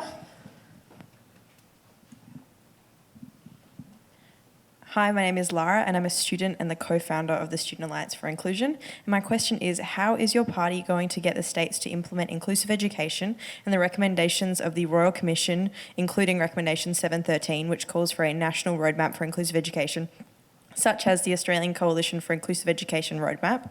And does your party have a solid commitment to implement and realise inclusive education? Thank you so much for your question. Minister Aly. I really like this question, I have to say. I think I'm coming back to the point that Andrew made and the point that's been made about there is still a public perception of people with disability and the treatment of people with disability as that kind of semicolon and I think we need to keep coming back to, and I talk a lot about this with CIDA, with the youth organisation, about what does inclusion mean and what does it look like for you? What does it look like for different people? What does it look like for students like yourself? I think there are a lot more conversations that need to be had, and your voices need to be heard more. So let's talk. Can I ask, Will, can you commit to adopting the roadmap to inclusive education, yes or no? I'm not familiar with that roadmap, but what I can commit to is listening to you and what it is that you need to ensure that education is inclusive for you, and to continuing to talk with young people, including CIDA, but also some of the young people that represent on some of our advisory groups as well, who are intersectional young people living with disability as well, about what inclusive education looks for them. Because I don't think treating people individually and ensuring that inclusive education is responsive to each individual need is part of inclusion, right? Thank you. Senator Steele-John. Thank you. Yes, we do endorse the roadmap, and yes, the Greens do have a very clear commitment to the elimination of segregated educational practice in Australia. Our party is committed to achieving that goal by 2030. I was extraordinarily alarmed and disappointed, as I know so many in the room were, that the federal government did not endorse the Royal Commission's goal of reaching an inclusive education system, even though the Royal Commission set down a process that would have enabled and allowed a disabled child born today to see their child educated in a segregated system. They could not even sign up to that. Senator. When a government can't do that, in a couple of generations, it actually tells you that they are actively opposed to the end of segregation in education. Certainly that is the position of the WA state government, and that must be actively challenged at the federal level. It must be the contingent on all federal public schooling. It is time that we call this out for what it is, ableist-based discriminatory policy that subjects disabled children to unnecessary harms and plays a role in their abuse. It is time to end the idea that any one person is able to actively choose an institutionalised setting. We know that institutionalisation is a psychological phenomenon. It must be equality for all. We'll need to wrap that question up there. Thank you so much. We've got a question online from an anonymous person. Disability-led organisations such as YDAN, DDWA and PWdWA often do more with much less funding. Will you commit to increasing federal support for peer-led grassroots organisations that reflect the diversity of our communities? Minister Aly.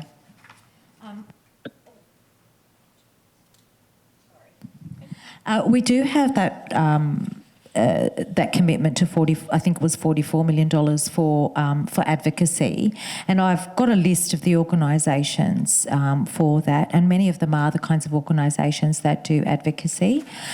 So we do have some funding out there for advocacy. Yeah. Thank you very much, Minister. Senator Steele-John. Thank you. Our commitment to $50 million over the forwards to disability advocacy organisations, $150 million to disability pride events and organisations, and a significant commitment to the establishment of a dedicated disability online space as well.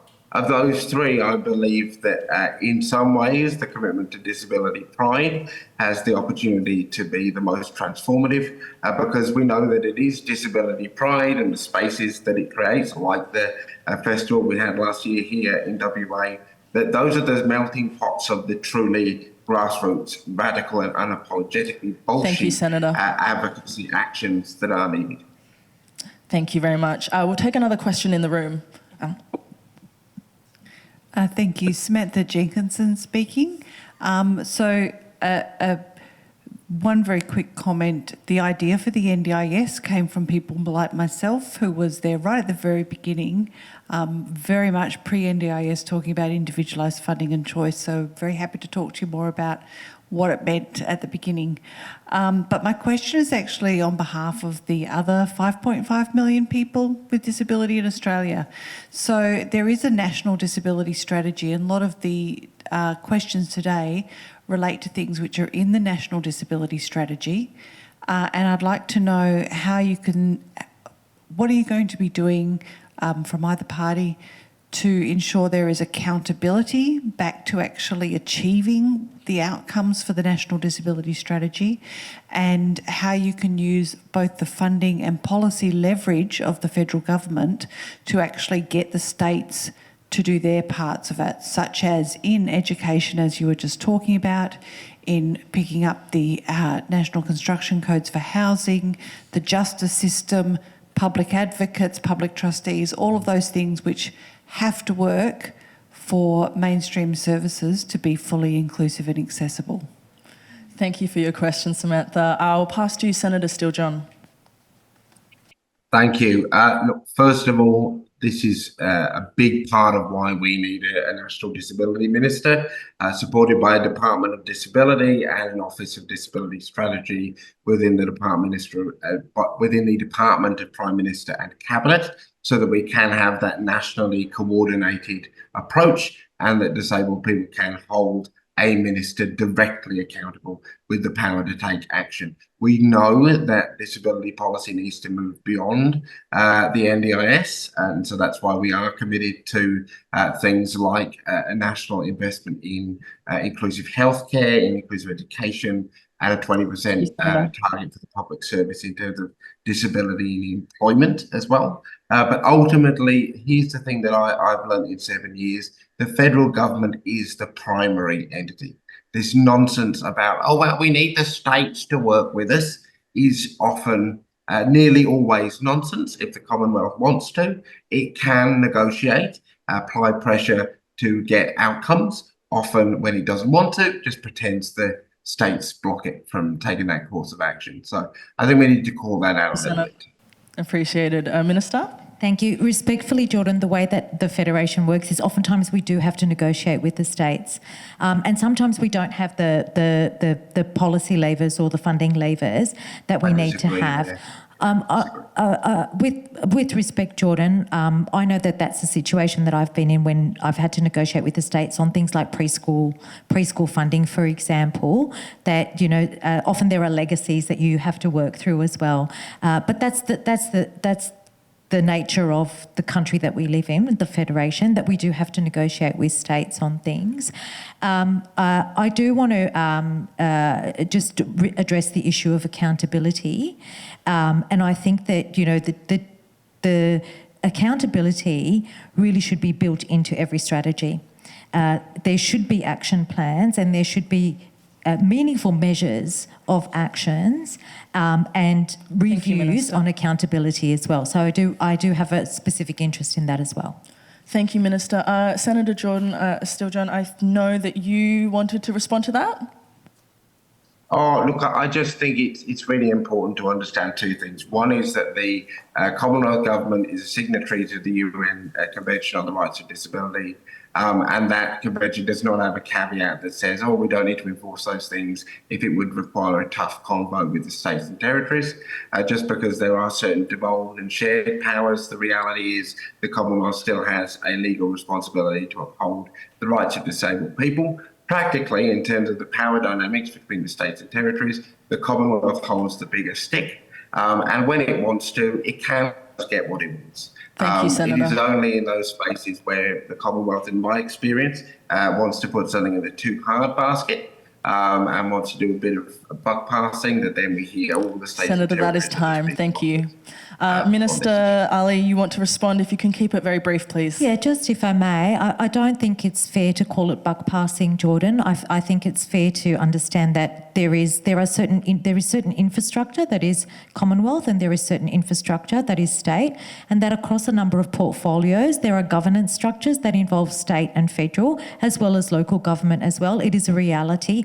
It's not buck passing. It's merely saying that this is the reality, is that there are things that states are responsible for and that federal are responsible for. But I agree with you that not just the federal government but every individual should have a commitment to ending discrimination against people with disabilities. Thank you, Minister. A question coming in online anonymously. Australia's disability systems often take a Western clinical lens that doesn't reflect the lived experiences of many migrants and people from culturally and linguistically diverse backgrounds. How will you push for a more inclusive, faith-aware and culturally responsive approach? Senator Steele-John. Thank you, and thanks so much for this. I think it is so important that we recognise that the Western model of disability, grounded as it often is in the medical model of disability, often enhances and entrenches the ableism that we need to be removing from the system. Different models and thought processes, cultural understandings of disability is really vital. Practically, we need to actually see the NDIS have a real engagement. Thank you, Senator. Culturally and linguistically diverse community in the development of its policy, and a National Disability Department, in my view, would include a dedicated capability to make sure that we are getting the intersectionality right. Thank you, Senator. Minister Ali. I absolutely love this question. Thank you to the questioner for this one. One of the first things that I noticed was a real absence of culturally and linguistically diverse people with disability across all the stakeholders that I was dealing with. One of the first things that I've did is to move to rectify that by bringing in the voices of culturally and linguistically diverse people, culturally and linguistically young, diverse people with lived experience into the conversations that we're having and giving them a real voice and a real seat at the table. Thank you. We have another question online, and then to everyone online and in person, if you have a question on a topic that hasn't been touched upon yet, we encourage you to put your hand up. If you have a question around a topic that has been covered, if you could kindly make the decision to put your hand down, that would be appreciated because we don't have too much time left. So I think, there's a question over here. Mary? Thank you. Mary Butterworth from Developmental Disability WA. I want to ask a question about people who have little or no speech. Sometimes it's called complex communication needs. And whether you would consider introducing in Australia a communication bill of rights to protect people who are very vulnerable in all of our systems, whether it's the NDIS, health and education. Too often I go into group homes and education support schools and there's someone there who doesn't have a voice. Their AAC system's without power, hasn't been turned on, or there's no one to support the person to communicate, and it makes people so vulnerable and more vulnerable than a lot of other groups. Would you be prepared to introduce a communication bill of rights in Australia? Thank you, Mary. Minister Ali. Thanks, Mary. I haven't seen any kind of suggestion for a communication bill of rights, but if there are issues like this that we can work on, I would really love to hear from you. Thank you. Thank you, Minister. Senator Steele-John. Thank you so much, Mary. We support, the Greens support a Bill of Rights and would most certainly look to include those kind of rights covered under that framework. I'd also add that people who experience those kind of access barriers are also subject disproportionately to phenomena such as forced sterilisation, which we are committed to making finally and fully illegal in Australia, and to guardianship and public trustee laws that often see people silenced legally and financially exploited. We want to remove those exploitative practices as well. So for that overall cohort, we have the kind of top line commitment there, but also some of those specific policy reforms. Thank you very much, Senator. We have a question online, which is, how does the government justify the continued operation of ADEs under a model where over 16,000 people with disabilities are legally paid below the minimum wage? This is from a carer of a person with disability. Minister Ali, I believe this question is addressed to you. This is in reference to employment of people with disability, and I think employment has been raised several times this evening as well, particularly in the opening remarks.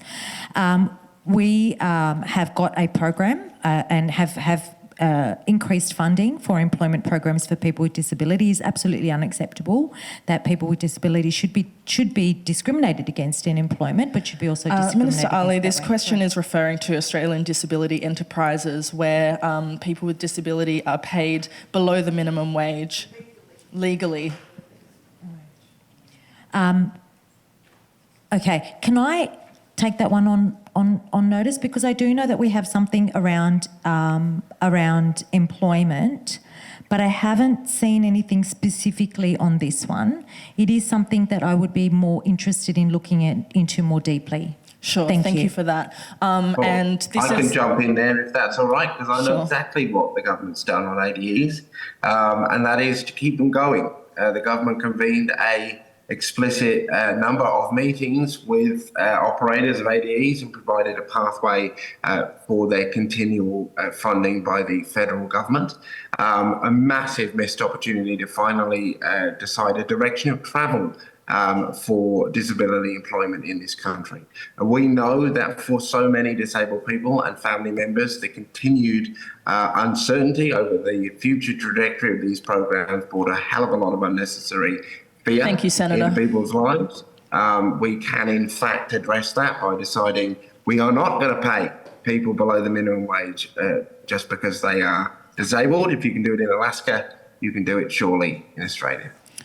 Thank you, Senator. And Minister, just for your information, so ADEs legally allow people with disability to be paid as low as $2.37 per hour. We're going to take another question in the room. Hi, my name's Olivia. I'm the National Disability Officer with the National Union of Students, which is the peak representative body for the over 1 million higher education students in the country. I just wanted to say, I think it's been really great. We've been talking about the NDIS a lot, but I think it's also really important to note that for a lot of university students, their NDIS supports can't be used in their university education. The Royal Commission did not address university or higher education at all. The University Accords, in fact, called for lower participation rates of disabled students than what we currently have.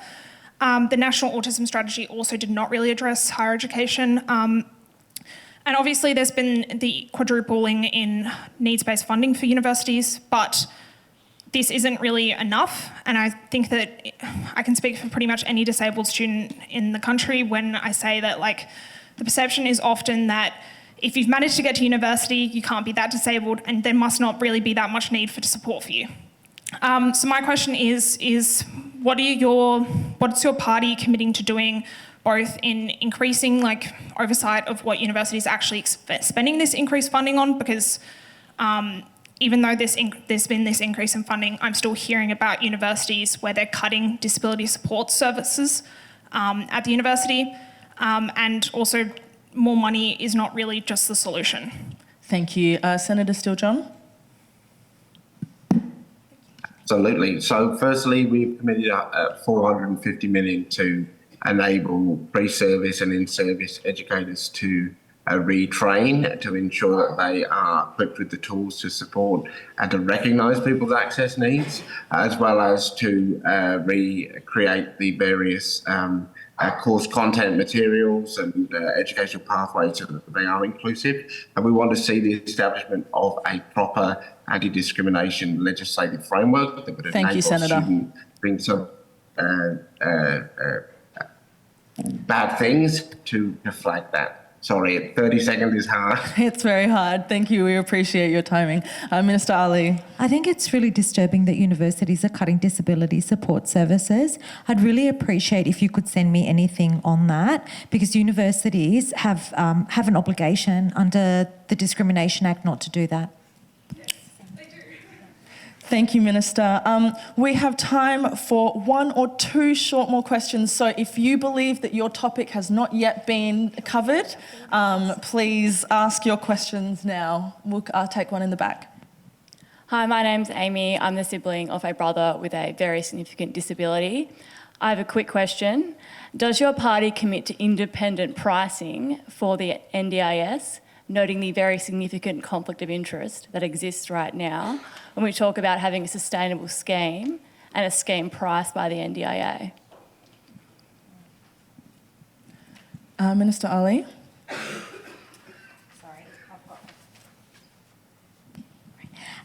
We are looking at pricing in NDIS with the recognition that the pricing, and we've heard examples here of pricing for NDIS services being triple, quadruple what they are for able-bodied people, for abled people. So we are looking at pricing, and we are looking at setting that pricing. I actually think that's a good thing. I think that's a good thing in sustaining the NDIS, but it's also a good thing in catching out those players who are doing the wrong thing, who are charging people with disability exorbitant amounts for the services or the products that they would supply to anybody else at a much, much lower rate. Thank you, Minister. Senator Steele-John. I think we have to be a little bit careful with the concept of independent pricing. Of course, we need to address that inherent structural conflict of interest. I would hate, though, to see us do that in a way that pricing beyond the government's ability to intervene to ensure the continuation of choice and control, regardless of your geographic location. I also think when it comes to routing and the way in which providers route the system and AT companies route the system by charging as much as they do, that's something to resolve via Thank you, Senator. Competition policy processes which we should be using. Thank you very much. We're going to take one last question. So if we can make sure that it's including topics that haven't been covered. We've heard a lot about housing. We've heard a lot about the NDIS.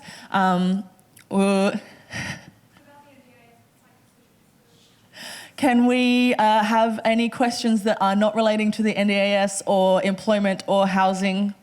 Any questions around? We've got one up here. Apologies. Oh yeah, my name's Tanya Sinclair. I'm not representing anyone other than myself. I'm just wondering when, like we talk about access and inclusion, so when are we going to get a new Disability Discrimination Act? It's over 30 years old, it's absolutely toothless, it's absolutely useless. When are we going to get an act with teeth? Thank you for your question. Minister Aly. Hayley, was it? Oh, sorry, Tanya, I heard Hayley. Good question, and I'll look into that. Thank you. I appreciate you raising that. But you're right, it is an old act. But there are the Commonwealth Acts and then there are the state acts as well. The state ones are more about, because I used to work at the Equal Opportunity Commission, so there are state acts around discrimination in employment and different public grounds as well. Yeah. Yeah.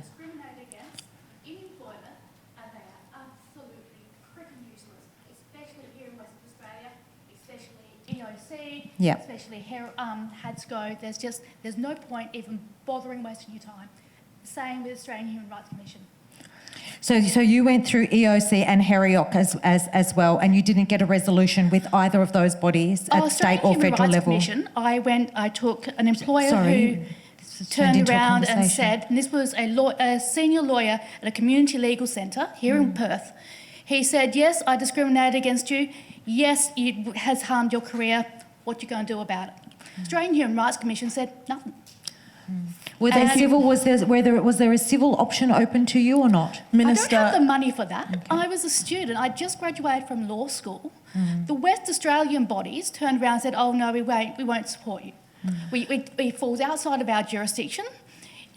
There's so many gaps in this legislation. And there is no one who will help you. All the legal services turned around and said, oh, sorry, well, we're tied up with the NDIS and the State Education Department. We can't help you. Thank you for your question. We do need to wrap up soon, so I'm going to let Senator Steele-John respond. But if you would like to continue this conversation afterwards, Minister, please take that on. So both the federal and state mechanisms are so broken. They need to be rebuilt, not only with teeth, but with strong jaw muscles so that those teeth can really bite down on some of this awful practice. We need a body and a set of laws that enable an individual to make a complaint, then the system to take over and pursue that complaint to its conclusion in a way that does not take additional labour and burden from the individual and can force resolution and set precedent for discriminatory practice. Thank you, Senator. In different sectors of the economy and government service. Thank you very much. That concludes our question and answer time. Can you please join me in thanking the panellists for their time? So, thank you very much, Minister, and thank you, Senator. So I'm going to invite someone up for close, but before I do that, I would like to let you know that there is more food and drinks, so if you want to stay around and mingle, I know it is late, but please help yourselves to the food. It is already paid for, so you may as well eat it. I would like to now introduce Frances Buchanan, the State Manager of the National Disability Service, to close. Thanks, Izzy. I've got the graveyard shift, although there is more food and drink, so I will be really, really quick. Just really want to say how much we all appreciate the time and the presence of Minister Aly, Senators Steele-John and Hollie Hughes. We heard about the NDIS as a brilliant concept, and it has delivered to many Australians. But as you said at the beginning, Kat, have not yet delivered on the promise. We've got a bit of a way to go. We've heard about some really, really great issues tonight. I guess those key issues that came up time and time again were around how we must progress eliminating barriers to employment for people with disability. Especially, I mean, in Australia, we have a workforce shortage across the country. Surely now is the time. Foundational supports, we have to get them right. They have to be co-designed and well-planned, and they need to be in place before people start losing their current supports in the scheme. We had some really animated conversation around NDIS stewardship.